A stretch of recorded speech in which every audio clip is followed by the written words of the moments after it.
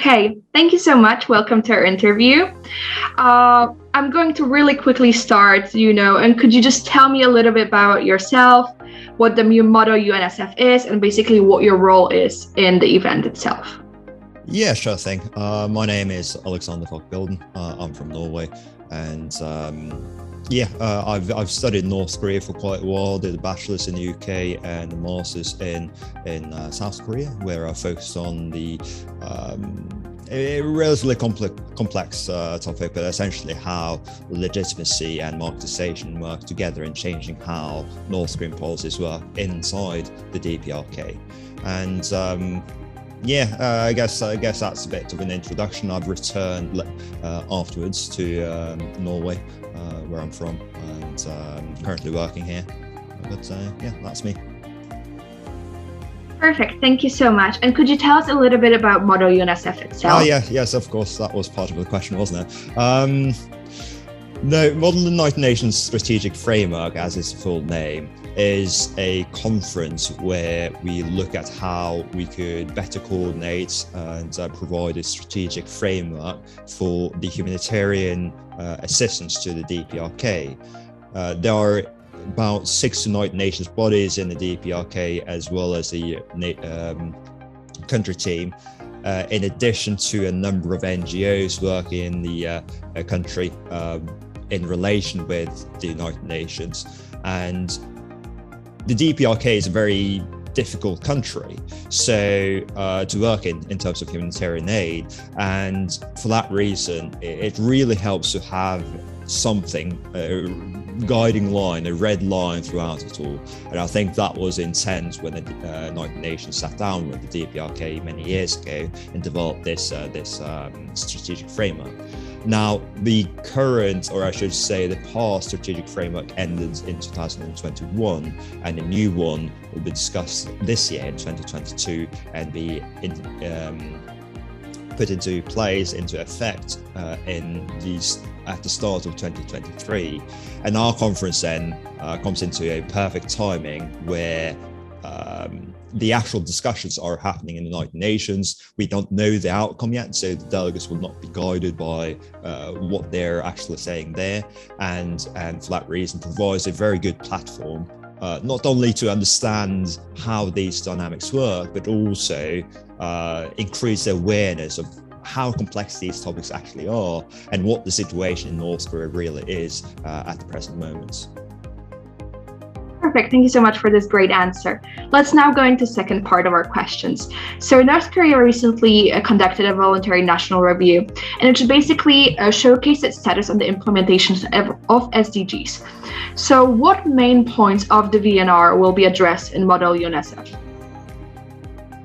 The VNR is, to just cover that first, the VNR is a document that the Democratic People's Republic of Korea, North Korea, has provided to the United Nations to provide their side of and their views on how the strategic framework has gone last period from 2017.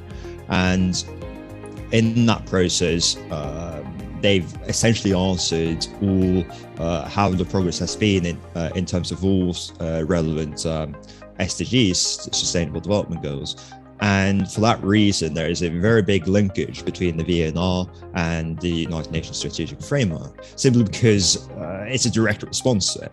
And our conference then, I wouldn't say it's reliant on the documents, the VNR, but it's a very interesting and very good insight in how the North Korean government looks at how the humanitarian work has taken place and what challenges are going further. Obviously, the delegates will have to research further because this is only one point of view, and anyone who's followed North Korea will know that they have a slightly particular view on how the situation is. So they will have to do their own research. There's some very good documents provided by the United Nations as well, but there are also other documents around that should provide them a very good overview of the actual situation without necessarily having to rely solely on the VNR. Thank you so much. So one of the strategic focuses that we're going to be discussing in our model, UNSF, is resilience and sustainability.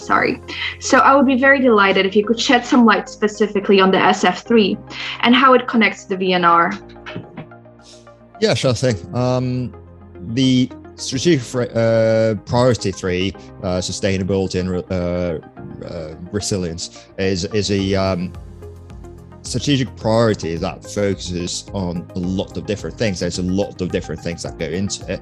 I think it was strategic priority 1, which focused more specific on nutrition and food security, which in itself is also a broad topic, but this one is much broader because it covers everything from energy usage and commercial consumption to climate change and ecosystems, and how to maintain and make sure those are used sustainable. The DPRK has a number of challenges in this respect. First of all, the main form of energy. They have 2 forms of energy. One is hydroelectrical, essentially the use of rivers and waterfalls to create energy, and the other is coal production and coal power. And it is mainly because of the second one that the DPRK has faced a lot of energy shortages and problems over the last 20-30 years.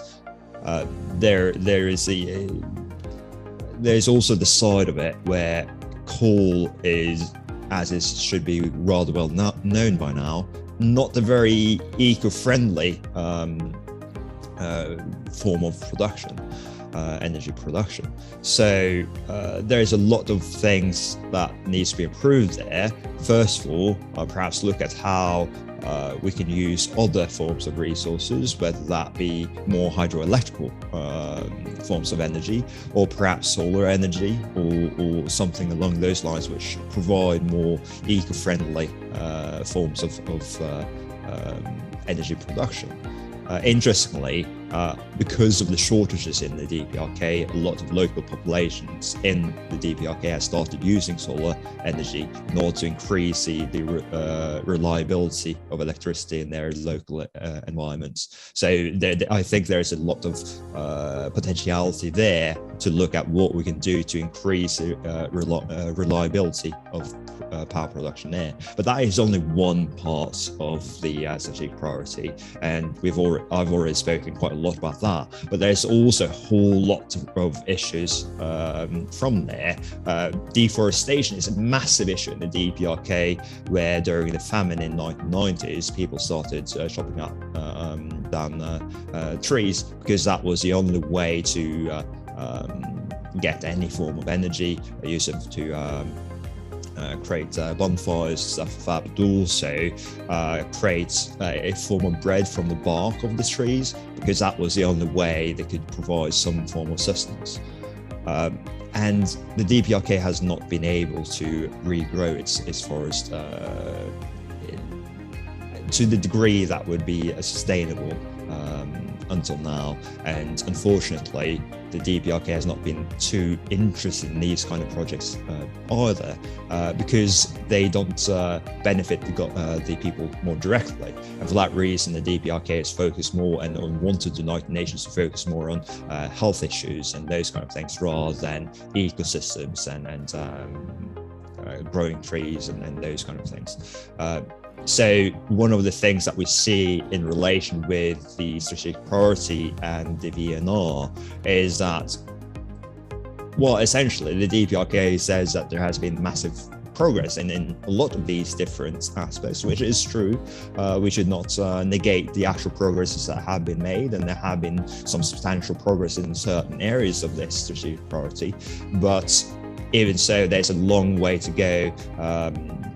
I've been to North Korea myself, and it's quite stunning how few trees there are, especially around urban areas and whatnot. So there's a lot of work that needs to be done. Unfortunately, it's quite complex because the DPRK wants us to focus on very specific parts of the Sustainable Development Goals.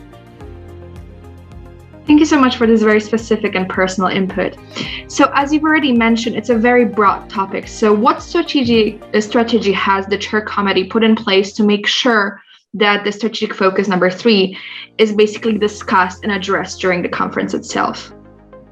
So one thing that we've done with this conference, and which will not necessarily happen in real life, is that we've divided the conference into 4 strategic priority groups. They are pretty much identical to the strategic framework that is now expired, but so it might cause some challenges in thinking anew in a way, but at the same time, we found that doing it this way will at least make sure that people focus on the right things. And unfortunately, the same challenges that existed 5 years ago still prevail in the DPRK. And yes, there have been progresses here and there, and they probably would that would probably warrant slightly changed priorities with the new strategic framework. But at the same time, the broad strokes of complications and broad strokes of issues still remain. And for that reason, we have priority groups that focus on the broad strokes of each priority outlined in the original United Nations Strategic Framework, including one on sustainability and resilience. Thank you so much. So throughout all of your speeches, you've already partially answered this question, but is there anything else you'd like to add into your analysis, basically, of priorities and achievements of the DPRK on the issue of sustainability and resilience?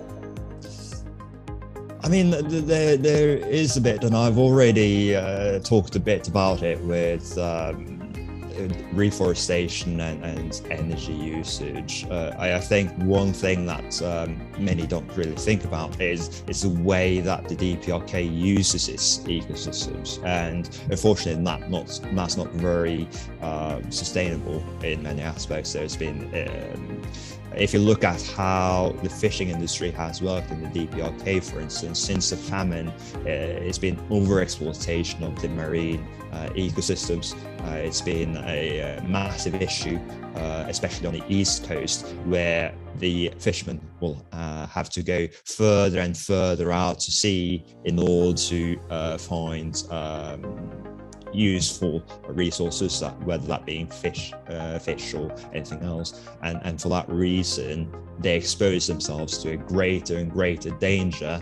And what we've seen is that it has caused casualties. It has also caused some of these ships to run out of fuel and suffer other challenges and float into, for instance, South Korean territory. So there's a number of issues in that respect. Another part of this strategic priority is really about how we can make sure that the societies work sustainable. And I haven't really touched upon that, and that is simply because it's so interlinked with everything else that we focus on in this conference. But one thing that the delegates might want to consider, whether it being in this particular strategic priority group or others, is the issue of medication, the issue of food and sustainability in that sense. I know that there's the strategic priority 1, which focuses on food security, but the way you use agriculture is also a very big factor in the sustainability of the entire ecosystems, and it's very interlinked with this particular strategic priority. So ideally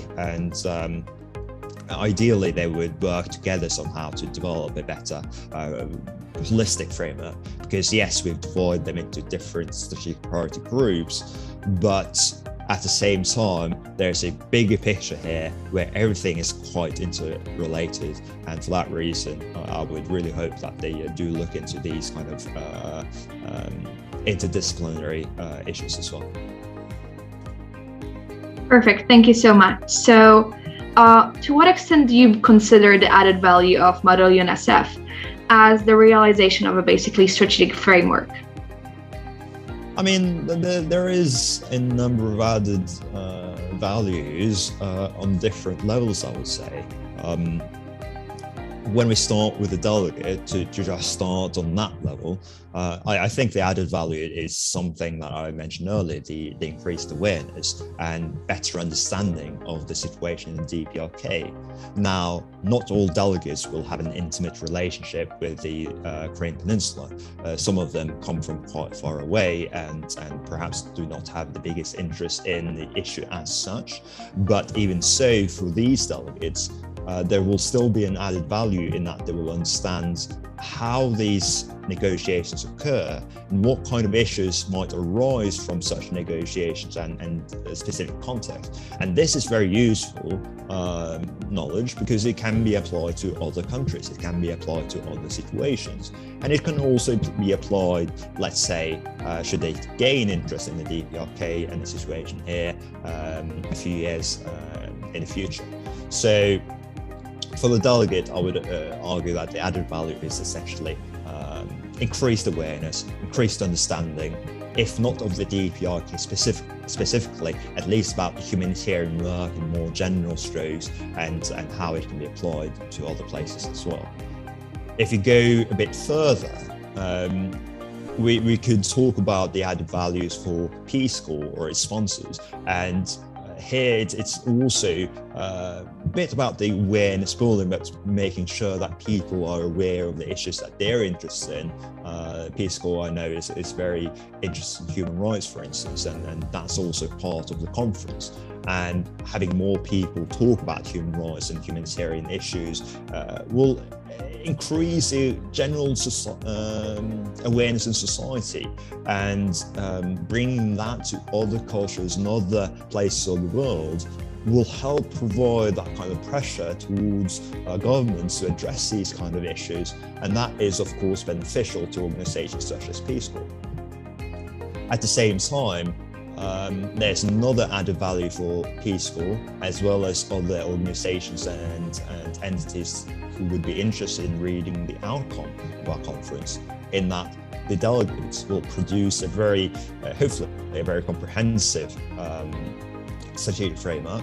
It might not reflect the reality as such, as delegates have a limited access to resources that come from the DPRK, and there's a number of resources that are still remaining not necessarily within hidden doors or closed doors, but at least not very accessible.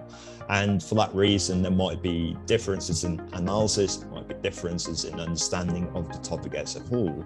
But even so, I really hope that the delegates will look at this and be a bit innovative and find good solutions and good ways of dealing with the humanitarian issues. And if they do so, it would be very interesting for these entities, whether that be Peace Corps or other organizations, to look at what these delegates have provided and perhaps take some inspiration from that when we go forwards and work with the real United Nations strategic framework. Perfect, thank you so much. So we're getting to the last question from this section. What do you believe to be the most resilient factor about North Korea and its people? It's an interesting question, one that I haven't given much thought, I must admit, but I think one thing that characterizes the DPRK, and I'm not talking specifically about this strategic priority group, but one thing that characterizes the DPRK is its ability to adapt. Ability to adapt to different situations, and it's gone through some very difficult times in the past. It's going through a very difficult time now with the border closures, but it still finds way to survive. And yes, those means of survival might be controversial, but at the same time, looking at it from their perspective, that's a very good way to make sure that at least there's some form of structure, that there's some form of red thread throughout the process. And I think that's a characteristic that makes the North Korean government resilient to these challenges. At the same time, that's also something that we see with its populace. When it comes to situations where you face challenges, if you're not able to adapt, then it's not going to go very well. And unfortunately, for a number of North Koreans as well, we've seen that they've suffered greatly. But at the same time, we've also seen a great innovative force within the DPRK. And this is something that we can see, for instance, with the marketization of the DPRK and how that has transpired since the famine of the 1990s, and how these mechanisms have helped structure the society afterwards. And this development would not have been possible had the society not being resilient in a certain way and not being adaptive to the challenges that prevail in the DPRK. Now, unfortunately, there's some tension between this development and, let's say, the climate change issues and the sustainability in that sense. But they're intertwined, and I think if we're able to increase awareness within the DPRK about how things can be done in slightly different ways, so that they can protect the ecosystems better and make sure that, let's say, food security increases, then I think we're looking at something very, very interesting there. Thank you so much for this amazing answer. We're now entering the last section of this interview that's more specific to your position. So we all know that you're the chair, the main speaker and leader of this conference. So I would love to know, what is your specific chairing philosophy? Chairing philosophy. It's been a while since I've been asked that. I've been a chair for quite a long time now, and I think it was a question I was asked the first time, but never since. But it's an important question as well, I think. As for my chairing philosophy, I think making sure that the delegates are challenged, but not in a frustrating way. If they feel like things are difficult but not unachievable, I think we're onto something. And in addition to that, you have a number of different, I guess, chair philosophies or personalities as such, and you'll find a lot of them, the different ones in the MON sphere. But I think it's also a duty of the chair to be approachable. So if the delegates do have any questions or any concerns, they should be able to reach out to the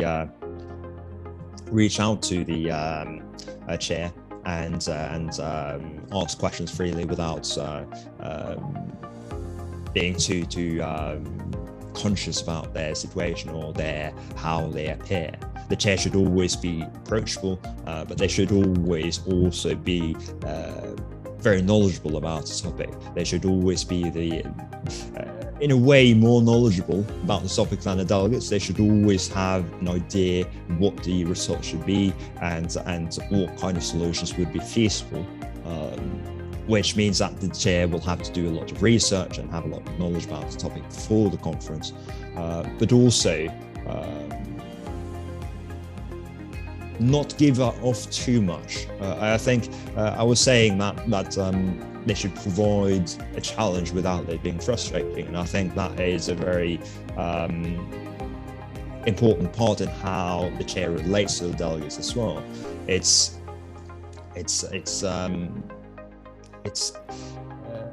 If a delegate asks a question, the chair should never go and say, this is how it should be done, or this is the result that we're looking for.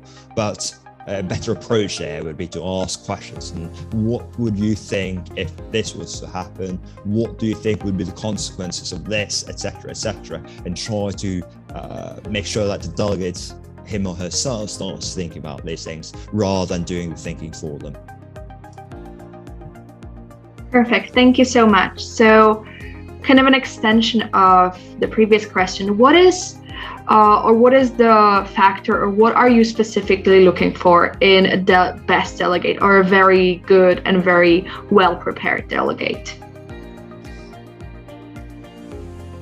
The best delegate is not necessarily the delegate that knows the most, to put that out first. I think the best delegate is a person who is able to adapt to different situations and understand the limits of their own knowledge in a way that, yes, it might be, they should obviously have done the research. Not doing the research is a thing that you wouldn't want to do within the scope of MN, but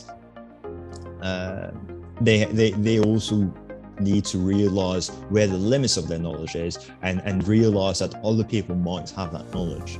What you sometimes see is that delegates will research something and think that they know more than they do, and they're more certain about the things that they've read than they probably should have been.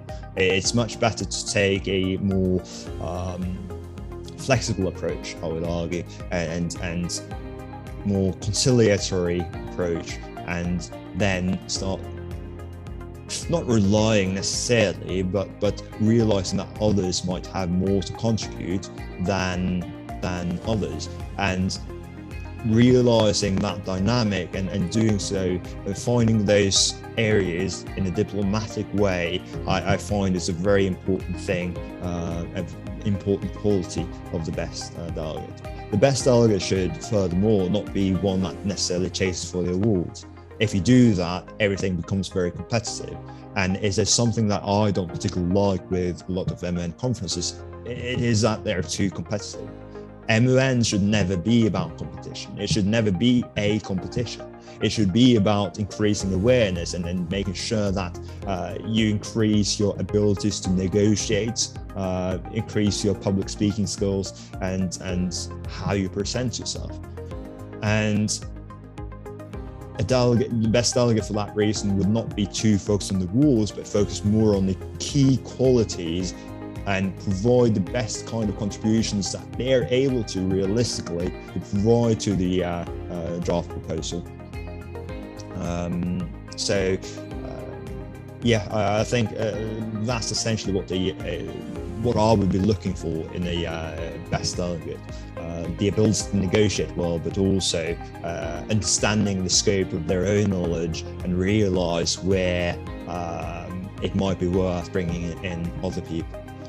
As for a well-researched delegate, it's interlinked, but also slightly different in that a well-researched delegate, as I mentioned, might not be the best delegate, but it's give me just a moment. Sorry, just some stuff that's there we go. Some notifications that was pinging me off. So a well-researched delegate will look into the topic as a whole. They will understand what their delegation is, what role their delegation will have within the conference, what has been done before the precedents, as well as what the delegation would want to get from the conference and what the path going forwards would have. A lot of delegates focus on the one thing, and they focus on the what the situation is right now, the context of the situation, and how to solve it. But a well-researched delegate will go a bit further and look at essentially start reading about the prospects of different solutions, how things have been done in previous cases, not necessarily in this context, but other contexts really, and see what the similarities are, what the differences are, how how this can or cannot be applied to this particular case, and also start perhaps looking into other delegations, what other delegations would want, and why this is important for other delegates, what points of view are they coming from. And when a delegate has this kind of information, it's very easy for them, given that they have the right public speaking skills and diplomatic conduct, for them to become part of the group that would be defined as a better delegate. But there is a slight distinction there, and I think what the best delegate is more about the soft skills, more about how they conduct themselves and their public speaking skills, etc. Whereas a well-researched one goes more into the nitty-gritty research and look at how complex the topic is in different layers. Thank you so much. We totally agree that it's impossible to specifically say who will be the best and just give the point that you're looking for, but you've done an extensive, a very good job of basically showing different approaches and how those could be useful. So we're coming to our last question, and the last question really is, what do you believe to be the most crucial impact of the Model United Nations Strategic Framework 2022? I mean, it's a bit difficult to say ahead of time, isn't it? We will have to see how it transpires, but it is a bit about what I mentioned before. One thing that I didn't mention perhaps is that we do have a lot of delegates from a lot of different parts of the world. It's a very international conference, and I don't think that all delegates are necessarily super aware of the situation in the DPRK and the complexities of those topics. But what I do hope is that by the end of the conference, they will have a much broader understanding of the situation in the DPRK, not necessarily just with relation to humanitarian aid as such, although that's the focus of our conference, but hopefully they'll also understand, if not extensively, at least get a sense of the geopolitical situation, how the different countries relate to the DPRK, how the different organizations relate to the DPRK, and the issues that they face in dealing with such a government. And hopefully, awareness only goes so far, yeah? If you know something, you know it, but it's also about how you use it. And I really hope that the delegates will end up using this kind of knowledge. They don't have to work with the DPRK specifically, as I mentioned earlier, but use the knowledge, use the skills that they've attained through this conference in their own work, in their own lives.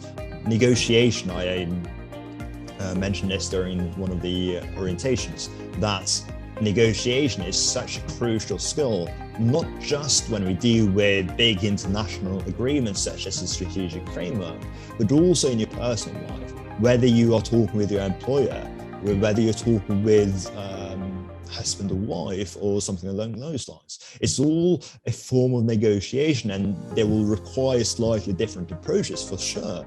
But even so, the basic principle, the basic thinking, it will be quite similar. And hopefully the delegates will have a better insight in how to use these skills and how to employ the knowledge that they learn through the Model UNSF, and use that kind of knowledge and skills, those skills, in their personal lives. I think that is the most valuable thing that can come out of this conference. Yes, we talk about the UNSF, and it would be really cool if the real United Nations Strategic Framework does something similar to what we've done, will do.